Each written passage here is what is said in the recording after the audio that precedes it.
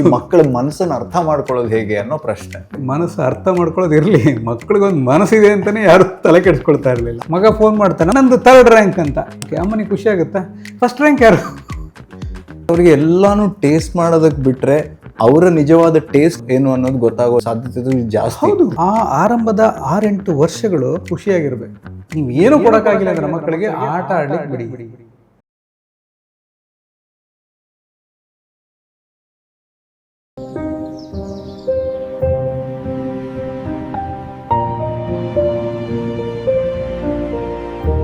ನಮಸ್ಕಾರ.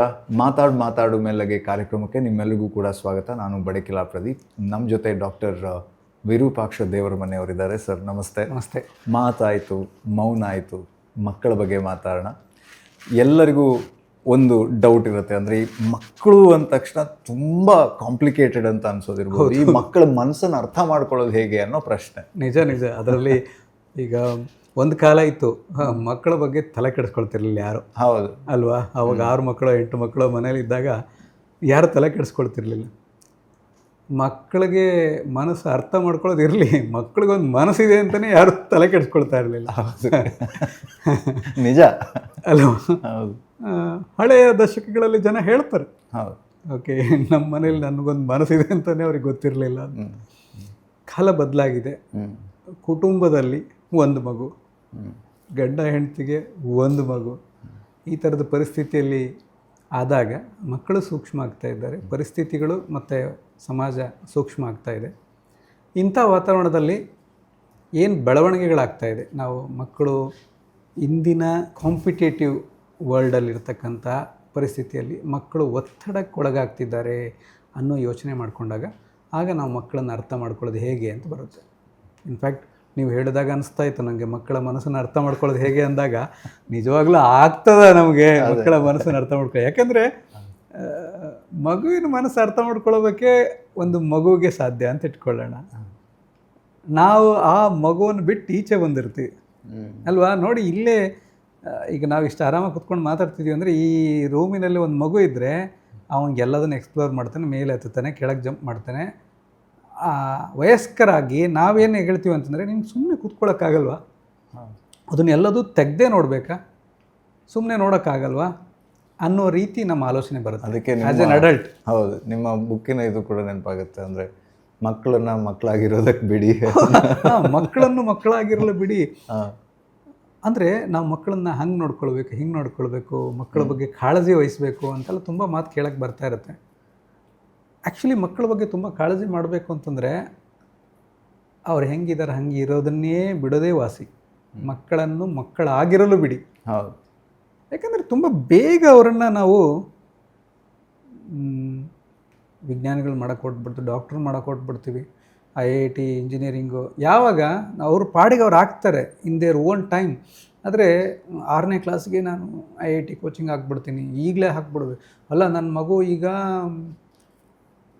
7 ತಿಂಗಳು 8 ತಿಂಗಳು ಯಾವ ಕಾಲೇಜ್ ಯಾವ ಸ್ಕೂಲಿಗೆ ಅಲ್ಲ ಈಗಲೇ ಡಿಸೈಡ್ ಮಾಡಬೇಕು, ಯಾಕಂದರೆ ನಾಳೆ ದಿನ ಅಡ್ಮಿಷನ್ ಸಿಕ್ಕಲ್ಲ.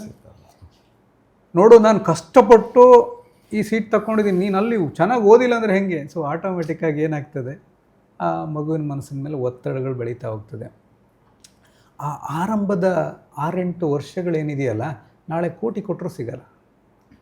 ಆ ಆರಂಭದ 6-8 ವರ್ಷಗಳು ಬೇಸಿಕ್ ಥಿಂಗ್ ಮಗುವಿಗೆ ಇರಬೇಕಾಗಿರೋದು ಖುಷಿಯಾಗಿರಬೇಕು, ಆಟ ಆಡಬೇಕು, ಸಂಬಂಧಗಳನ್ನು ಅರ್ಥ ಮಾಡ್ಕೋಬೇಕು, ಈ ಬೆರಳುಗಳನ್ನು ಸೇರಿಸ್ಕೊಂಡು ಬಣ್ಣ ಹಚ್ಚಬೇಕು, ಕೆಸರಲ್ಲಾಡಲಿ, ಮಣ್ಣಲ್ಲಾಡಲಿ, ಜೇಡಿ ಮಣ್ಣಲ್ಲಿ ಹಾಡಲಿ, ಕುಣಿಲಿ, ನೃತ್ಯ ಮಾಡಲಿ, ಸಂಗೀತ ಕೇಳಲಿ. ಯಾಕೆಂದರೆ ಅದು ಒಂದು ದೀರ್ಘಾಯುಷ್ಯದ ಆರೋಗ್ಯವಂತ ಜೀವನದ ಫೌಂಡೇಶನ್. ಅಂದರೆ ಒಬ್ಬ ಮಗುವನ್ನು ನಾವು ಮಾನಿಟರ್ ಮಾಡಬೇಕು, ಕಂಟ್ರೋಲ್ ಮಾಡಬಾರ್ದು ಅಂತ. ಎಕ್ಸಾಕ್ಟ್ಲಿ.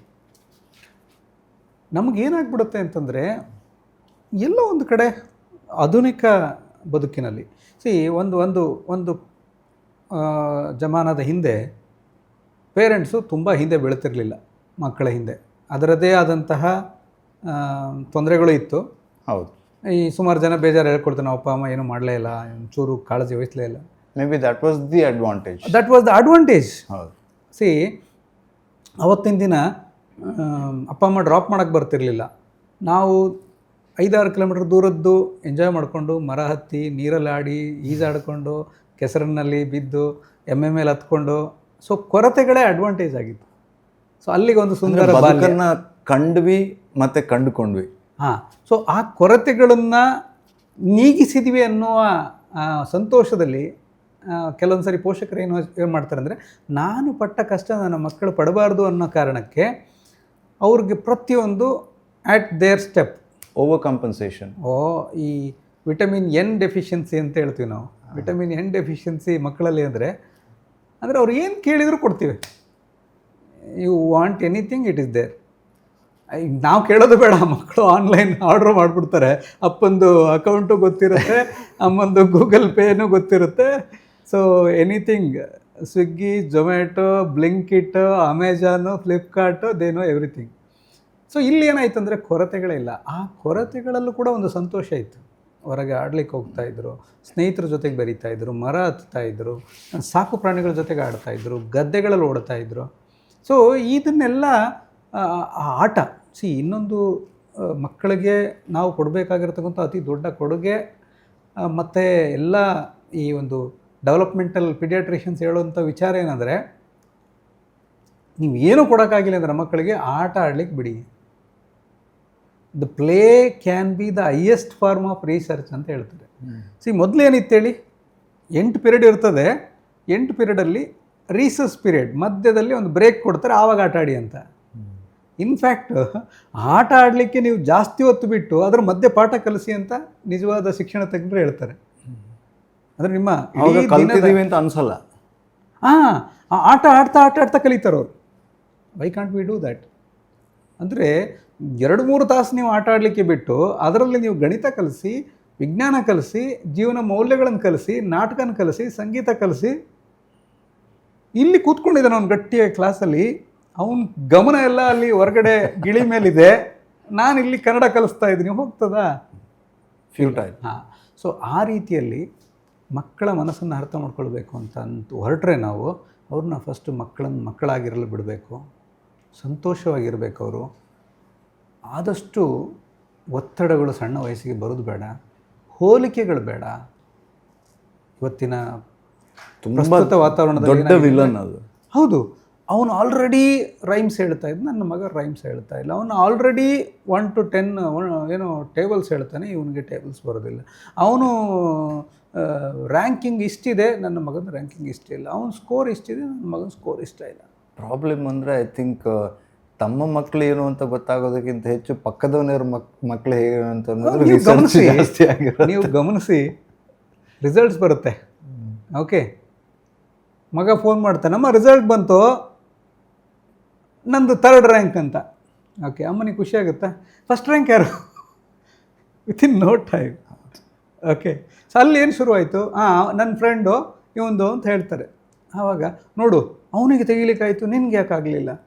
ಅವ್ನು ನಿನ್ಗಿಂತ ಕಡಿಮೆ ಓದಿದ್ದ ಅಲ್ವಾ, ನೀನೇ ಅವನಿಗೆ ಹೇಳಿಕೊಟ್ಟಿದ್ದಲ್ಲ. ಸೊ ಅಲ್ಲಿ ಆ ಇಡೀ ರ್ಯಾಂಕ್ ಸಿಕ್ಕಿದ್ದು ಒಂದು ಸಂತೋಷನೇ ಹಾಳಾಗಿಬಿಡುತ್ತೆ. ಒಂದು ಕಾನ್ಸೆಪ್ಟ್ ಇದೆ, ಏನಂದರೆ ಈ ಒಲಿಂಪಿಕ್ಸಲ್ಲಿ ಒಂದು ಚಿನ್ನ ಬಂದವನು ಹೇಗೂ ಖುಷಿಯಾಗಿರ್ತಾನಂತೆ, ಬ್ರಾಂಚ್ ಬಂದವನು ಸಿಕ್ಕಾಪಟ್ಟೆ ಖುಷಿಯಾಗಿರ್ತಾನಂತೆ, ಸಿಲ್ವರ್ ಬಂದವನು ನಿದ್ದೆ ಮಾಡಲ್ಲಂತೆ. ಒಂದು ಸ್ವಲ್ಪ ಮೈಕ್ರೋ ಸೆಕೆಂಡ್. ಸೊ ಈ ಮಕ್ಕಳಲ್ಲಿ ಏನಾಗಿರುತ್ತೆ ಅಂದರೆ, ಈಗ ಯಾರೋ ಒಬ್ಬ ಆರ್ಡಿನರಿ ಪಾಸ್ ಆಗಿರ್ತಾನೆ, ಊರಿಗೆಲ್ಲ ಸ್ವೀಟ್ ಅನಿಸ್ತಾ ಇರ್ತಾನೆ. ಈ ಫಸ್ಟ್ ರ್ಯಾಂಕ್ ಬಂದಿರೋನು, ಅಯ್ಯೋ ಇನ್ನೊಂದು 2 ಮಾರ್ಕ್ಸ್ ಕಡಿಮೆ ಆಯಿತು, 100 ಎಲ್ಲ 5 ಸಬ್ಜೆಕ್ಟ್ 100 ಬಂತು, 2ರಲ್ಲಿ ಹೋಯ್ತು ಅಂತ ಬೇಸರದಲ್ಲಿದ್ದಾನೆ. 2ನೇ ರ್ಯಾಂಕು ಫಸ್ಟ್ನೇ ರ್ಯಾಂಕ್ನವನಿಗೂ 2ನೇ ರ್ಯಾಂಕ್ನವನಿಗೂ 0.1 2 3 ಎಂಥದ್ದು ಡಿಫ್ರೆನ್ಸ್ ಇದೆ, ಅವನಿಗೆ ಖುಷಿನೇ ಇಲ್ಲ. ಓಕೆ, ಇದೆಲ್ಲ ಯಾಕೆ ಆಗ್ತಾ ಇದೆ ಅಂದರೆ, ನಾವು ಮಕ್ಕಳಿಂದ ಏನು ನಿರೀಕ್ಷೆ ಮಾಡ್ತಾಯಿದ್ದೀವಿ ಅಂದರೆ, ಅವರು ಗೆಲ್ಲುವ ಕುದುರೆಗಳಾಗಬೇಕು. ಅವರು ಸೋಲನ್ನು ಅನುಭವಿಸೋದನ್ನು ನಾವು ಅವಕಾಶವೇ ಕೊಡೋದಿಲ್ಲ. ಇವತ್ತಿನ ದಿನಕ್ಕೆ ಈ ಸೋಲೋದನ್ನು ಎದುರಿಸೋದನ್ನು ಮಕ್ಕಳಿಗೆ ಕಲಿಸೋದು ಯಾಕೆ ಮುಖ್ಯ ಆಗ್ತಾಯಿದೆ ಅಂದರೆ, ನಮ್ಮ ಮಕ್ಕಳು ಅಡಿಕ್ಷನ್ಗೆ ಒಳಗಾಗ್ತಾ ಇದ್ದಾರೆ, ಯುವಜನರು ದಾರಿ ತಪ್ತಾ ಇದ್ದಾರೆ, ಆನ್ಲೈನ್ ಅಡಿಕ್ಷನ್ಗೆ ಒಳಗಾಗ್ತಾ ಇದ್ದಾರೆ, ಫ್ರಾಡ್ಸಿಗೆ ಒಳಗಾಗ್ತಾ ಇದ್ದಾರೆ. ಯಾವುದೋ ಒಂದು ಗುಂಪು ಇವರನ್ನು ರಾತ್ರೋರಾತ್ರಿ ಅವ್ರನ್ನ ತಪ್ಪು ದಾರಿಗೆ ಎಳೀತದೆ. ಯುವಜನರು ಆತ್ಮಹತ್ಯೆಗೆ ಒಳಗಾಗ್ತಾ ಇದ್ದಾರೆ. ಯಾಕೆ ಇದೆಲ್ಲ ಆಗ್ತಾಯಿದೆ ನೀವು ಗಮನಿಸ್ಕೊಂಡ್ರೆ, ಅಂದ್ಕೊಂಡಂಗೆ ಆಗಲಿಲ್ಲ ಅಂದ ತಕ್ಷಣ ಪಾರ್ಟ್ ಬಿ ಇಲ್ಲವೇ ಇಲ್ಲ ಅವರಿಗೆ, ಪ್ಲ್ಯಾನ್ ಬಿ ಇಲ್ಲವೇ ಇಲ್ಲ. ಸೊ ಪ್ರತಿ ಒಂದು ಪ್ರಾಜೆಕ್ಟಲ್ಲಿ ಯಶಸ್ಸು ಇದೆ, ಸೋಲು ಇದೆ. ಫಸ್ಟ್ ಪ್ರೈಸು ಬರ್ಬೋದು, ಸೆಕೆಂಡ್ ಪ್ರೈಸು ಬರ್ಬೋದು. ಫಸ್ಟ್ ಪ್ರೈಸ್ ನಿನ್ನ ಬಂತು, ಸಂತೋಷ ಪಡು. ಸೆಕೆಂಡ್ ಪ್ರೈಸ್ ನಿನ್ನ ಬಂತು, ಫಸ್ಟ್ ಬಂದವನಿಗೆ ಅಭಿನಂದನೆ ಹೇಳುವಂತಹ ಗುಣವನ್ನು ನೀನು ಬೆಳೆಸ್ಕೊ. ನಿನ್ನ ಫ್ರೆಂಡ್ ಯಾರೋ ಫೇಲ್ ಆಗಿ ಕೂತಿದ್ದಾನೆ, ಅವನಿಗೆ ಹೋಗಿ ಅನುಭೂತಿ ತೋರಿಸುವಂಥದ್ದು, ಸಹಾನುಭೂತಿ ತೋರಿಸುವಂತಹ ಮಾನವೀಯ ಮೌಲ್ಯವನ್ನು ನೀನು ಬೆಳೆಸ್ಕೊ. ಇದನ್ನೆಲ್ಲ ನಾವು ಮಕ್ಕಳಿಗೆ ಮಾಡೋದು ಯಾವಾಗ? ಯಾವಾಗಲೂ ನಾವು ಮಕ್ಕಳ ಹಿಂದೆ ಅವರು ಗೆದ್ದರೆ ಮಾತ್ರ ಮಾನ್ಯತೆ, ಮನೆಯಲ್ಲಿ ಸಂಪಾದನೆ ಮಾತ್ರ ಮಾಡಿದರೆ ಮಾತ್ರ ಮಾನ್ಯತೆ, ಅಂಕಗಳು ತೆಗೆದ್ರೆ ಮಾತ್ರ ಮಾನ್ಯತೆ ಮಾಡಿದಾಗ, ಅದು ಇಲ್ಲದಿದ್ದರೆ ನನಗೆ ಬದುಕಲಿಕ್ಕೆ ಗೌರವನೇ ಇಲ್ಲ, ಅರ್ಹತೆಯೇ ಇಲ್ಲ ಅಂತ ಈ ಹದಿಹರೆಯದವರು ಪರಿಗಣಿಸಿ ಮನೆ ಬಿಟ್ಟು ಹೋಗುವಂಥದ್ದು, ಕೈ ಕುಯ್ಕೊಳ್ಳುವಂಥದ್ದು, ಆತ್ಮಹತ್ಯೆಗಳ ಪ್ರಯತ್ನ ಮಾಡುವಂಥದ್ದು, ಇದೆಲ್ಲ ನಡೀತದೆ. ಸೊ ಇದು ಆರಂಭದಿಂದ ಈ ಮಕ್ಕಳು ಖುಷಿಯಾಗಿರಬೇಕು ಅಂದರೆ ಅವ್ರಿಗೆ ಮಿದುಳಿಗೆ ಆಹಾರ ಬೇಕು. ಅದು ಬರೀ ಪಾಠಗಳಿಂದ ಸಿಗೋದಿಲ್ಲ. ಸಂಗೀತ, ಸಾಹಿತ್ಯ, ಆಟ, ಅದನ್ನು ಇನ್ನೊಂದು ಸಲ ಹೇಳ್ತೇನೆ, ಆಟ ಆಟ ಆಟ. ಮತ್ತು ಅವರಿಗೆ ಎಲ್ಲನೂ ಟೇಸ್ಟ್ ಮಾಡೋದಕ್ಕೆ ಬಿಟ್ಟರೆ ಅವರ ನಿಜವಾದ ಟೇಸ್ಟ್ ಏನು ಅನ್ನೋದು ಗೊತ್ತಾಗೋ ಸಾಧ್ಯತೆ ಜಾಸ್ತಿ. ಇಲ್ಲ ನೀವು ಇದೇ ಮಾಡಬೇಕು ಅಂತಂದರೆ ಅವರ ಉಳಿದ ಸಾಧ್ಯತೆಗಳನ್ನು ಅವರು ಎಕ್ಸ್ಪ್ಲೋರ್ ಮಾಡೋದಕ್ಕೆ ಅವಕಾಶನೇ ಇರೋದಿಲ್ವಲ್ಲ. ಎಸ್, ಈ ವಿಚಾರ ನಾವು ಪೇರೆಂಟ್ಸ್ ಹತ್ರ ಹೇಳಿದಾಗ, ನೋಡಿ ನಿಮ್ಮ ಮಗುನಿಗೆ ಯಾವುದು ಆಸಕ್ತಿ ಇದೆ ಅದರಲ್ಲಿ ಬಿಡಿ ಅಂತ ಹೇಳ್ತೇವೆ. ಅವರು ಕೆಲವೊಂದು ಸರಿ ತುಂಬ ಮುಗ್ಧರಾಗಿ ಅವ್ನಿಗೆ ಯಾವುದ್ರಲ್ಲೂ ಆಸಕ್ತಿ ಇಲ್ಲ ಸರ್ ಅಂತ ಡಿಸೈಡ್ ಮಾಡಿಬಿಡ್ತಾರೆ. ಇಲ್ಲ, ಇನ್ನೂ ಕೆಲವು ಪೋಷಕರಿಗೆ ಏನಾಗುತ್ತೆ ಅಂದರೆ, ಸರ್ ಅವನು ಒಂದು 4 ದಿನ ಟೆನ್ನಿಸ್ಗೆ ಹೋಗ್ತಾನೆ, ಮತ್ತೆ ಬಿಟ್ಬಿಡ್ತಾನೆ, 4 ದಿನ ಚೆಸ್ಸಿಗೆ ಹೋಗ್ತಾನೆ, ಮತ್ತೆ ಬಿಟ್ಬಿಡ್ತಾನೆ. ನಾನು ಅದಕ್ಕೆ ಹೇಳಿದ್ದೀನಿ, ಈ ವರ್ಷ ಯಾವುದಕ್ಕೂ ಹಾಕಲ್ಲ ನಿನ್ನ ಅಂತ. ಓಕೆ, ಆ ತೀವ್ರ ಬೇಗ ಕ್ಷಣಿಕವಾಗಿ ಆಸಕ್ತಿಯನ್ನು ಕಳ್ಕೊಳ್ಳುವಂಥ ಒಂದು ಪಾರ್ಟ್ ಇರುತ್ತೆ. ಆದರೆ ಅಲ್ಲಿ ನೀವು ಸ್ವಲ್ಪ ಅಸರ್ಟಿವ್ ಆಗಿ, ಇಲ್ಲ ಇದನ್ನು ಮುಗಿಸ್ಲೇಬೇಕು, 3 months ಕೋರ್ಸ್ ಇದು ಮುಗಿಸ್ಲೇಬೇಕು ಅನ್ನೋ ರೀತಿ ತೊಂದರೆ ಇಲ್ಲ. ಇದೇನೋ ಪರ್ಮನೆಂಟಾಗಿ ಮುಗಿಸುವಂಥದ್ದಲ್ಲ, ನೀವು ಹಾಕಿರೋದು ವಾರದಲ್ಲಿ 2 ದಿನ ಹೋಗುವಂಥ ಕ್ಲಾಸ್ ಮಾತ್ರ. ಸೊ ಮಾಡಿದರೆ ಮಾಡಲಿ, ಪುಸ್ಲಾಯಿಸಿ. ಕೆಲವೊಂದು ಸರಿ ಏನಾಗುತ್ತೆ ಅಂದರೆ 3 ತಿಂಗಳು ಹೋದ ಬಿಟ್ಟ, ಮತ್ತೊಂದು 3 ತಿಂಗಳು ಬಿಟ್ಟು ಮತ್ತೆ ಆಸಕ್ತಿ ಬರ್ಬೋದು. ಎಷ್ಟೋ ಬಾರಿ ಆ ಮಗು ಕಲಿಬೇಕು ಅಂತ ಇರ್ತಕ್ಕಂಥ ವಿಚಾರಗಳಲ್ಲಿ ಆಸಕ್ತಿಗೆ ಡಿಪೆಂಡು ಆಚೆ ಕಲಿಸ್ಕೊಡೋರ ಮೇಲೂ ಇರುತ್ತೆ. ಕೇವಲ ಮಗು ಮಾತ್ರ ಬೇರೆ ಬೇರೆ ಇರುತ್ತೆ. ಹೌದು, ನಾನು ಪ್ರತಿದಿನ ಮಗು ಕರ್ಕೊಂಡು ಹೋಗಿ ಬಿಡ್ತೇನೆ ಕಲೀಲಿಕ್ಕೆ. ನನ್ನ ಕರ್ಮ ನೋಡು, ನಿಮ್ಮ ಹೋಗಿ ಕರ್ಕೊಂಬಂದು ಬಿಟ್ಟು ಹೋಗಬೇಕು, ನಿಮ್ಮ ಕಾಯಬೇಕು, ನಾನು ಎಷ್ಟು ಕಷ್ಟಪಡಬೇಕು ಅಂತ ಪ್ರತಿನಿತ್ಯ ಹೇಳ್ತಾ ಇದ್ದರೆ ಮಗುಗನ್ಸತಿ ಇವ್ರಿಗೆ ಯಾಕಪ್ಪ ಇಷ್ಟು ಹಿಂಸೆ ಬೇಡ, ಡಿಸೈಡಿಂಗ್ ಫ್ಯಾಕ್ಟರ್ ಆಗಿಬಿಡುತ್ತೆ. ಹಾಗೆ ಕಲಿಸ್ತಾ ಇರ್ತಕ್ಕಂಥವ್ರು ಒಂದು ಸಣ್ಣ ಚಿತ್ರಕಲೆ ಅವನು ಮಾಡ್ತಾ ಇರೋದೇ ಮನಸ್ಸಿನ ಸಂತೋಷಕ್ಕೆ, ಅದರಲ್ಲಿ ಸ್ಟ್ರಿಕ್ಟಾಗಿ ಇದು ಸರಿಯಾ ನೋಡಿ ಹೆಂಗೆ ಬಿಡಿಸಿದ್ಯಾ ಅಂತೇಳಿ ನಾನು ಪ್ರತಿನಿತ್ಯ ಬೈದು ಹೊಡೆದು ನಾನು ಡ್ರಾಯಿಂಗ್ ಕಲಿಸ್ತಾ ಇದ್ದರೆ ಅವನು ಹೋಗ್ತಾನೆ ಡ್ರಾಯಿಂಗಿಗೆ. ಸೊ ಆ ಆಸಕ್ತಿಗಳನ್ನು ಕಂಡುಕೊಳ್ಳಿಕ್ಕೂ ಬಿಡಬೇಕು. ಸ್ವಲ್ಪ ದಿನ ತೊಗೊಳ್ಬೋದು. ಎರಡನೇದು, ನನಗಿಷ್ಟ ಅಂತ ಹಾಕೋದು ಸರಿಯಲ್ಲ. ನಾನು ಯಕ್ಷಗಾನ ಕಲೀಲಿಲ್ಲ, ನೀನು ಕಲಿ. ಇನ್ನೊಂದು, ನಾನು ಭರತನಾಟ್ಯ ಮಾಡಲಿಲ್ಲ, ನೀನಾದರೂ ಮಾಡುವಂಥ. ಸೊ ಆ ರೀತಿಯ ಒತ್ತಡಗಳು ಕೂಡ ಕೆಲವೊಂದು ಸರಿ ಮಕ್ಕಳಿಗೆ ಇಷ್ಟ ಆಗಲ್ಲ. ಬಲವಂತದ ಮಾಗಸ್ನಾನ ಹೇಳ್ತೀವಲ್ಲ, ಹಾಗೆ ಅದು ಕೂಡ ಇಷ್ಟ ಆಗಲ್ಲ. ಕೆಲವೊಂದು ನಾನೊಂದು ಮಕ್ಕಳಲ್ಲಿ ನಮ್ಮನ್ನು ಕಾಣಕ್ಕೆ ಹೊರಡೋದು. ಮಕ್ಕಳಲ್ಲಿ ನಮ್ಮ ಭಗ್ನ ಕನಸುಗಳನ್ನು ಕಂಡುಕೊಳ್ಳೋದು. ಎಕ್ಸಾಕ್ಟ್ಲಿ. ಓಕೆ, ಸೊ ನಾನು MBBS ಮಾಡಬೇಕು ಅಂದ್ಕೊಂಡಿದ್ದೆ, ನಮ್ಮ ಮನೇಲಿ ಓದಿಸ್ಲಿಲ್ಲ, ನನ್ನ ಮಗನಾದರೂ MBBS ಮಾಡಬೇಕು ಅಂತ ನಾನು ಡಿಸೈಡ್ ಮಾಡಿದ್ದೆ ಅಂತ. ಸೊ ಈ ರೀತಿ ಭಗ್ನ ಕನಸುಗಳನ್ನು ಮಕ್ಕಳಲ್ಲಿ ಕಾಣುವಂಥದ್ದು. ಅಗೇನ್ ಪೋಷಕರಲ್ಲಿ ತುಂಬ ಸವಿನಯ ಪ್ರಾರ್ಥನೆ, ಅಲ್ಲ ಸರ್ ನಮ್ಮ ಮಕ್ಕಳ ಬಗ್ಗೆ ಕನಸೇ ಇಟ್ಕೊಳ್ಬಾರ್ದು, ನಮಗಾದರೂ ಸಿಕ್ಕಿರಲಿಲ್ಲ ಅವ್ರಿಗಾದರೂ ಸಿಗಲಿ ಅಂಥೇಳಿ ಇಟ್ಕೊಳ್ಳೋದು. ಎಸ್, ಸಂತೋಷ, ಪ್ರೊವೈಡೆಡ್ ಅವನಿಗೂ ಆ ಸಂತೋಷ ಇರಬೇಕು. ನಿಮ್ಮ ಮಕ್ಕಳು ನಿಮ್ಮ ಮಕ್ಕಳಲ್ಲ ಅಂತ ಖಲೀಲ್ ಗಿಬ್ರಾನ್ ಹೇಳ್ತಾರೆ. ಅವರು ಜೀವನ ಪ್ರೀತಿಯ ಮಕ್ಕಳು, ಅವರಿಗೆ ಅವರದೇ ಆದಂಥ ಆಲೋಚನೆಗಳಿದೆ. ನಿಮ್ಮ ಪ್ರೀತಿ ಕೊಡಿ, ವಿಶ್ವಾಸ ಕೊಡಿ, ಅವರಿಗೆ ಆಶ್ರಯ ಕೊಡಿ, ಅವರಿಗೆ ನಿಮ್ಮದೇ ಆಲೋಚನೆಗಳು ಕೊಡಬೇಡಿ ಅಂತ ಹೇಳ್ತಾನೆ. We never know. ಆಲೋಚನೆಗೆ ಅವಕಾಶಗಳು ಕೊಡಿ, ಅವಕಾಶ ಕೊಡಿ, ಅದನ್ನು ಗಟ್ಟಿಗೊಳಿಸಿ, ನೀನು ಅದನ್ನು ಪ್ರಯತ್ನ ಮಾಡು, ನಾನು ನಿನ್ನ ಜೊತೆಗೆ ಇದ್ದೇನೆ ಅಂತ ಹೇಳಿ. ಅವರು ನಿಮ್ಮ ಹೆಗಲ ಮೇಲೆ ಕೂರಿಸ್ಕೊಂಡು ನಿಮಗೆ ಕಾಣದಂಥ ಪ್ರಪಂಚವನ್ನು ಅವ್ರು ನೋಡಲಿ. ಆದರೆ ಸೀಮಿತ, ಇದು ಮಾಡಬೇಡ, ನಂಗೆ ಗೊತ್ತು ಇದು ವೇಸ್ಟು, ಅದು ಮಾಡಬೇಡ, ಅದು ಗೊತ್ತು ಅದು ವೇಸ್ಟು, ನಾವು ಆ ಕಾಲೇಜಿಗೆ ಸೇರಲಿಕ್ಕಿಲ್ಲ, ಅಲ್ಲಿ ಸೇರೋದೆಲ್ಲ ಹಾಳಾಗವ್ರೆ, ಈ ಕಾಲೇಜಿಗೆ ಸೇರು, ಇಲ್ಲಿ ನನ್ನ ಸ್ನೇಹಿತ ಪ್ರಿನ್ಸಿಪಲ್ ಇದ್ದಾನೆ, ಈ ಹುಡುಗಿನೇ ಮದುವೆ ಆಗು, ನಾನು ಹೇಳಿದ ಹುಡುಗಿನೇ ಮದುವೆ ಆಗು, ನಾನು ಹೇಳಿದ ಹುಡುಗನ್ನೇ ಮದುವೆ ಆಗು. ಸೊ ನಮ್ಮ ಆಲೋಚನೆಗಳೇ ಸರಿ ಇರಬೇಕು ಅಂತ ಅಂದ್ಕೊಳ್ಳೋದಕ್ಕಿಂತ ಚರ್ಚೆ ಮಾಡೋಣ, ಮಗುವನ್ನು ಒಂದು ವ್ಯಕ್ತಿಯನ್ನಾಗಿ ನೋಡೋಣ. ಈಗ ನಾನು ನಿಮ್ಮ ಜೊತೆಗೆ ನಿಮ್ಮನ್ನೊಂದು ವ್ಯಕ್ತಿಯಾಗಿ ನೋಡೋದಕ್ಕೆ ನಾನು ನಿಮಗೆ ಗೌರವ ಕೊಡ್ತೇನೆ. ನೀವೇನಾದರೂ ಹೇಳಲಿಕ್ಕೆ ಬಂದರೆ ನಾನು ಫಸ್ಟ್ ಕೇಳಿಸ್ಕೊಂಡು, ನೀವು ಹೇಳೋದ್ರಲ್ಲಿ ಒಂದು ಪಾಯಿಂಟ್ ಇದೆ, ನನ್ನ ವಿಚಾರ ಹೇಳ್ತೀನಿ, ನನ್ನ ವಿಚಾರ ಹೇಳಿದ ಮೇಲೆ ನಿಮಗೇನು ಅನಿಸುತ್ತೆ ಹೇಳಿ ಅಂತ ನಾನು ವೆಯ್ಟ್ ಮಾಡ್ತೇನೆ. ಆದರೆ ಮಕ್ಕಳ ಜೊತೆಗೆ ಈ ತಪ್ಪು ಮಾಡ್ತೇನೋ, ಅವ್ರು ಏನಾದ್ರು ಹೇಳಕ್ಕೆ ಹೋದ ತಕ್ಷಣ ಬಾಯಿ ಮುಚ್ಕೊಂಡು ನಾನು ಹೇಳಿದ್ದು ಕೇಳು ಅಂತೀವಿ, ನಾನು ಹೇಳ್ದಷ್ಟು ಮಾಡು ಅಂತೀವಿ, ನನಗೆ ಹೇಳಕ್ಕೆ ಬಂದುಬಿಟ್ಟೆ ನೀನು ಅಷ್ಟು ದೊಡ್ಡವನಾದ್ಯಾ ಅಂತೀವಿ. ಸೊ ಅಲ್ಲಿ ಆ ಮಗುವನ್ನು ವ್ಯಕ್ತಿಯನ್ನಾಗಿ ನೋಡೋದಿಲ್ಲ ನಾವು. Thank you doctor. ಮುಂದಿನ ಸಂಚಿಕೆಯಲ್ಲಿ ಸಿಗೋಣ. ನಮಸ್ಕಾರ.